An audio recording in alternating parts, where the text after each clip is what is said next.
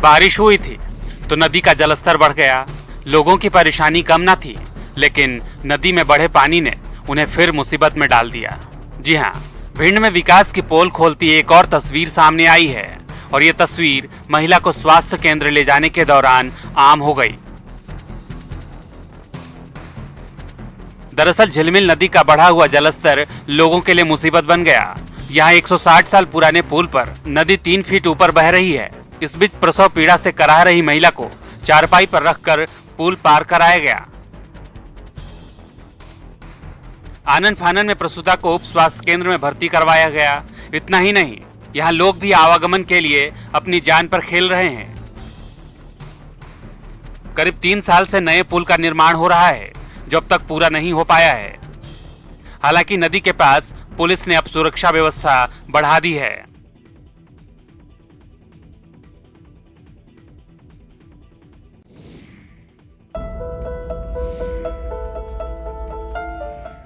आपने अक्सर चौक चौराहों पर शारीरिक रूप से दिव्यांग लोगों को भीख मांगते देखा होगा, लेकिन अगर आपको पता चले कि जिसे आपने मजबूर समझकर पैसे दिए वो मजबूर है ही नहीं, उसने तो आपकी भावनाओं के साथ खिलवाड़ किया है। जिसे आपने दिव्यांग समझा वो दिव्यांग नहीं है, तो आपके दिल को जरूर ठेस लगेगी। ऐसा ही मामला उज्जैन में सामने आया है, जहां एक मासूम को दिव्यांग दिखाकर भीख मंगवाई जा रही थी। उसके पैरों पर पट्टी भी लगा दी गई थी। दरअसल ये मामला रामघाट इलाके का है, जहां कुछ लोगों ने इसका खुलासा किया। ये वीडियो अब वायरल हो गया है, लेकिन यहां बड़ा सवाल ये कि जो शख्स डंडे लेकर धमका रहा है, उसे ये अधिकार किसने दिया? जबकि तस्वीरों में आप देख सकते हैं कि वहां पर पुलिस भी मौजूद है और वो ये तमाशा देख रही है।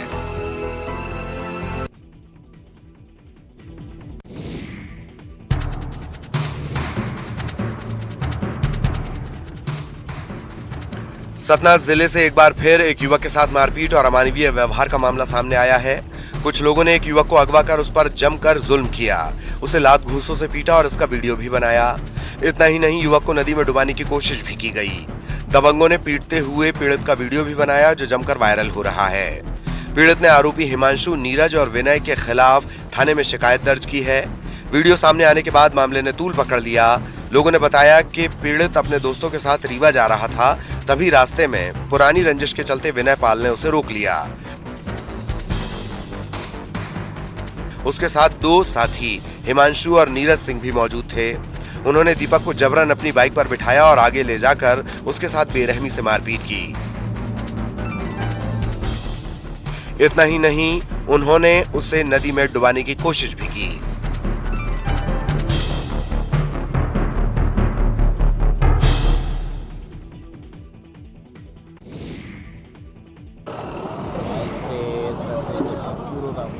सिवनी के घनसौर में एक दुकान में अचानक भीषण आग लग गई। बताया जा रहा है कि दुकान बंद होने के कुछ घंटों बाद बंद दुकान के अंदर से अचानक आग की लपटें उठने लगीं।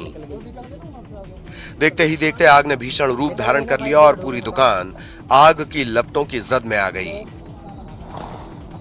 आग की चपेट में आने से दुकान के अंदर रखा सामान धू धू कर जलकर राख हो गया। खबर मिलने के बाद मौके पर पहुंची दमकल की टीम ने आग पर काबू पाया, लेकिन दुकान का सामान नहीं बचा सके। हालांकि ये हादसा कैसे हुआ, इसका खुलासा नहीं हो पाया है।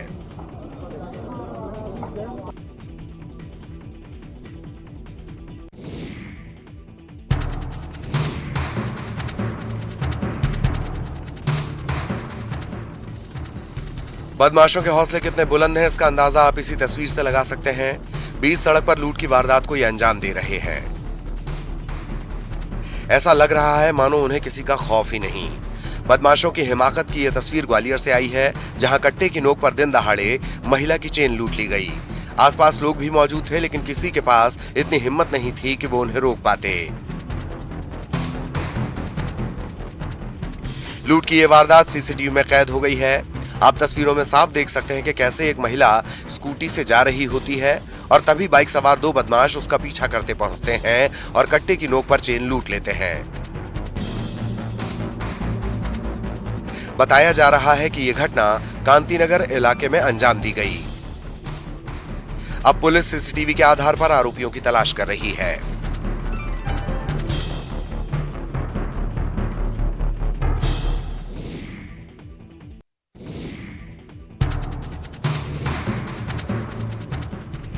सड़क पर बैठे ग्रामीण और गाड़ियों की लगी लंबी कतार। जी हां, डिंडौरी की सड़क पर बैठे ये ग्रामीण जल संकट से जूझ रहे हैं। प्रशासन से कई बार अपनी शिकायत करने के बाद ये थक चुके हैं और इसके बाद जबलपुर अमरकंटक नेशनल हाईवे पर बर्तन लेकर बैठ गए। महिलाओं के इस प्रदर्शन से गाड़ियों की लंबी लाइन लग गई। कई घंटों तक लोग ऐसे ही बैठे रहे। दरअसल ये ग्रामीण शहपुरा विकासखंड के मुरैरा गांव के हैं, जो पिछले कई महीनों से पानी की परेशानी से परेशान हैं। उनके प्रदर्शन की खबर मिलने के बाद पुलिस मौके पर पहुंची और लोगों को समझा बुझाकर शांत कराया गया।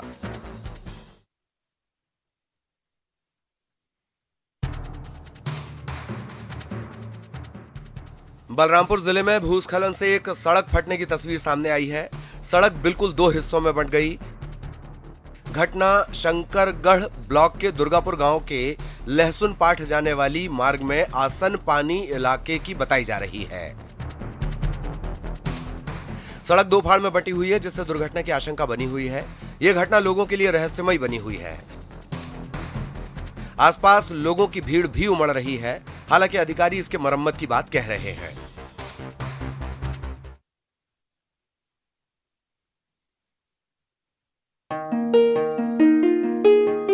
तेंदुए के शावक के साथ एक युवक का फोटो सोशल मीडिया पर वायरल हो रहा है। वायरल फोटो में जो युवक दिखाई दे रहा है वो किसी आईएफएस के बेटे का बताया जा रहा है।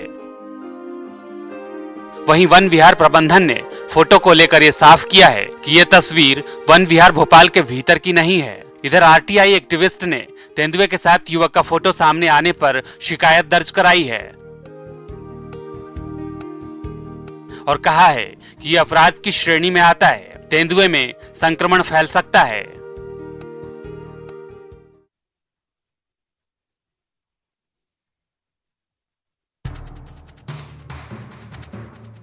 भोपाल के दानिश नगर इलाके में एक शख्स नाराज होकर पानी की ऊंची टंकी पर जा चढ़ा और हंगामा करने लगा। टंकी पर उसके साथ कुछ और लोग भी हैं जो उसके परिवार के बताए जा रहे हैं। युवक का आरोप है कि उसकी बेशकीमती जमीन पर दबंगों ने जबरन कब्जा कर लिया है। वो न्याय पाने के लिए भटक रहा है, लेकिन उसे किसी से भी मदद नहीं मिल पा रही। अधिकारियों से भी कई बार उसने गुहार लगाई, लेकिन किसी ने सुध नहीं ली। उसने खुद को किसान बताया है और कहा है कि वो आर्थिक रूप से काफी कमजोर है।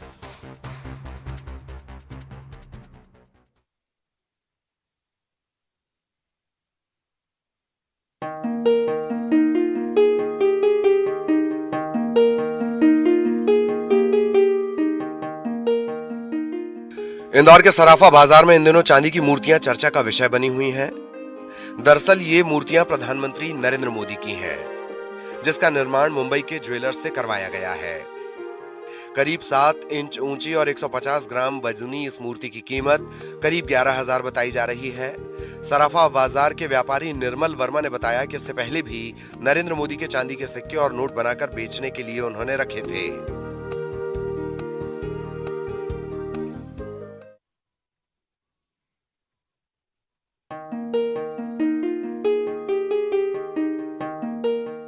रोजाना 2 केले खाइए और सेहतमंद रहिए। जी हां, इस फिटनेस फंडे को अपनाने का आदेश जारी किया है इंदौर के पश्चिमी जिले के पुलिस अधीक्षक महेश चंद जैन ने। इसके लिए बाकायदा उन्होंने सभी थाना प्रभारियों को लेटर जारी कर निर्देश दिए हैं।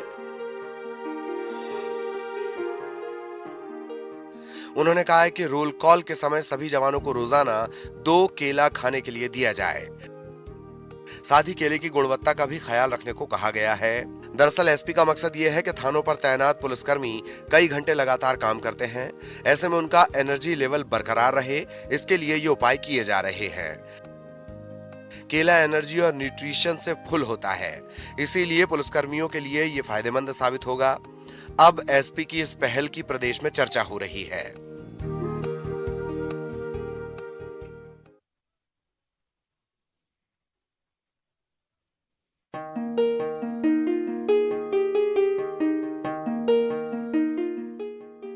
फेयरवेल पार्टी तो आपने देखी होगी, लेकिन क्या कभी किसी डॉग की फेयरवेल पार्टी देखी है? सुनकर थोड़ा अजीब लग रहा होगा, लेकिन ऐसा हुआ है। बिलासपुर में आरपीएफ के स्निफर डॉग सिकंदर के रिटायरमेंट पर फेयरवेल पार्टी दी गई, जिसमें अधिकारियों के परिवार और स्टाफ के लोग मौजूद रहे। 10 साल पहले सिकंदर को सिकंदराबाद से लाया गया था।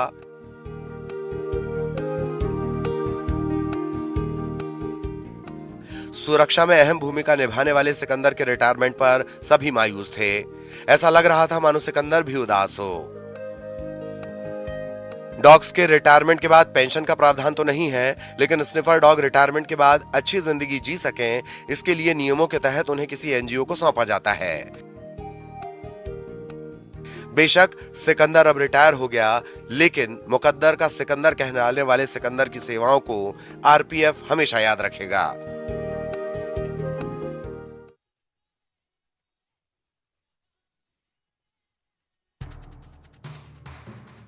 बलौदा बाजार में कई गांवों के ग्रामीण काम की तलाश में पलायन कर रहे हैं।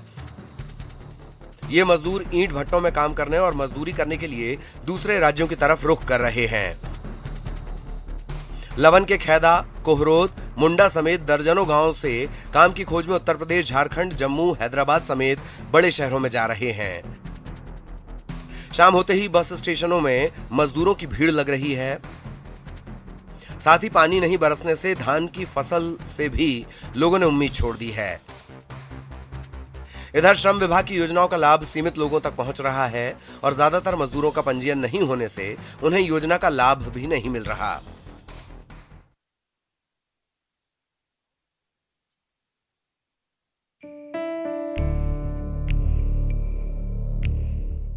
राष्ट्रीय मुद्रा होते हुए भी 10 रुपए का सिक्का चलन से बाहर हो गया।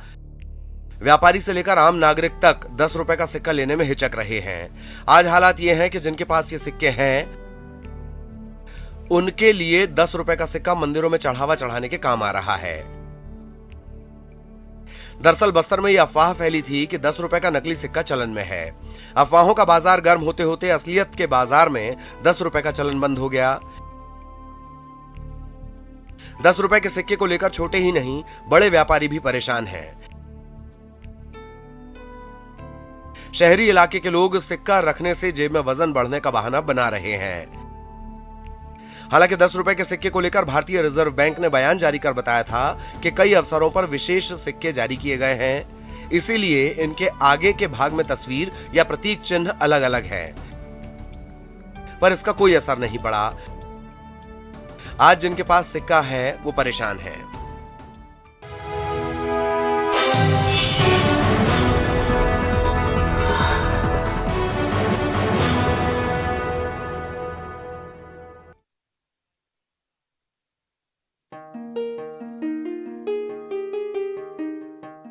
आज के इस युग में जब आपको पढ़ना लिखना ना आता हो तो किस तरह की परेशानियों का सामना करना पड़ेगा, इसका अंदाजा लगाया जा सकता है। ऐसे युग में भी जब आपको अक्षर का ज्ञान नहीं होता, तब सारी तकनीक बेकार हो जाती है। ऐसे लोगों को समाज की मुख्य धारा से जोड़ने के लिए महासमुंद कलेक्टर जिले में पढ़ना लिखना अभियान चला रहे हैं और अभियान में हजारों लोगों को साक्षर बनाने की दिशा में लगातार काम किया जा रहा है। इस योजना में 2 घंटे की पढ़ाई करवाई जा रही है, जिसमें स्वयंसेवी, शिक्षक और छात्रों के साथ साथ कई लोगों की मदद ली जा रही है।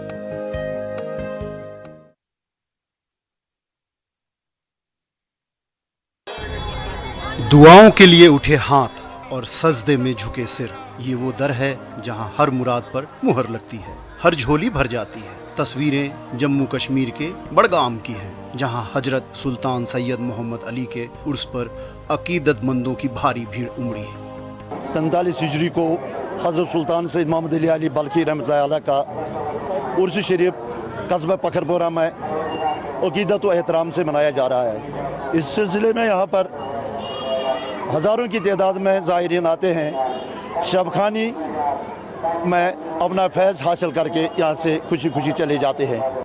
उर्स पर सुबह सवेरे मजार पर चादर चढ़ाई गई, जिसके बाद अकीदतमंदों के आने का सिलसिला शुरू हुआ। इस दौरान अकीदतमंदों से कोरोना प्रोटोकॉल का कड़ाई से पालन करने की अपील की गई। मैं गुजारिश करता हूँ मीडिया के माध्यम से तमाम लोगों को, तमाम ज़ायरीन को, अगर वो किसी भी ज़ियारत पर जाए और वो SOPs का खास ख्याल रखे, मास्क का इस्तेमाल करे और सैनिटाइजर को इस्तेमाल करते रहे। कैरेबियाई देश हैती में आए भूकंप से तबाही के बाद अब लोग भूखमरी के शिकार हो रहे हैं। हालात ये है कि खाने पीने के सामान के लिए लोग एक दूसरे की जान लेने पर भी उतारू हो गए हैं। हैती में 14 अगस्त को खतरनाक भूकंप आया था, जिसमें हजारों लोगों की मौत हुई थी, जिसके बाद हालात इस कदर बिगड़ गए कि लेक क्याई इलाके में राहत सामग्री पाने की होड़ मच गई। लोग एक दूसरे से छीना झपटी करते दिखाई दिए, तो कुछ लोग इसके लिए मारपीट करने से भी पीछे नहीं हटे। इस भगदड़ का नतीजा ये हुआ कि किसी को सामान मिला तो किसी के हाथ खाली रह गए।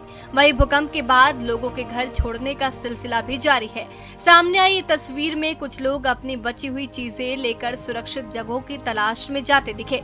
इस बीच मलबे को हटाने के काम में भी तेजी लाई गई।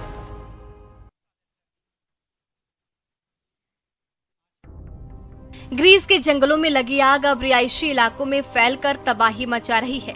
वहां के कई जंगल पिछले एक हफ्ते से सुलग रहे हैं, लेकिन तेज हवाओं की वजह से आग को अब तक नहीं बुझाया जा सका। इतना ही नहीं, आग बेकाबू होकर रिहायशी इलाकों की तरफ फैल गई है। सबसे डराने वाली तस्वीरें तो एथेंस के विलिया नाम के एक इलाके से सामने आई, जहां जंगल के बीच एक मकान आग में पूरी तरह से घिरा नजर आया। आग से लड़ने के लिए सरकार की तरफ से ये पूरी ताकत झोंक दी गई। वहां आग बुझाने के लिए कई हेलीकॉप्टर उतार दिए गए। सामने आई तस्वीरों में कई हेलीकॉप्टर लपटों पर पानी की बौछार करते नजर आए, जबकि फायर ब्रिगेड की कई कर्मचारी जंगलों में घुसकर धड़कते मकान की लपटों को बुझाने की कोशिश करते दिखे। इस काम में ग्रीस की पड़ोसी देश रोमानिया के दमकल कर्मियों की भी मदद मिली। बताया जाता है कि दोनों देशों के करीब 13 हेलीकॉप्टर और 8 हवाई जहाज जंगलों में लगी आग को बुझाने के इस अभियान में जुटे हैं।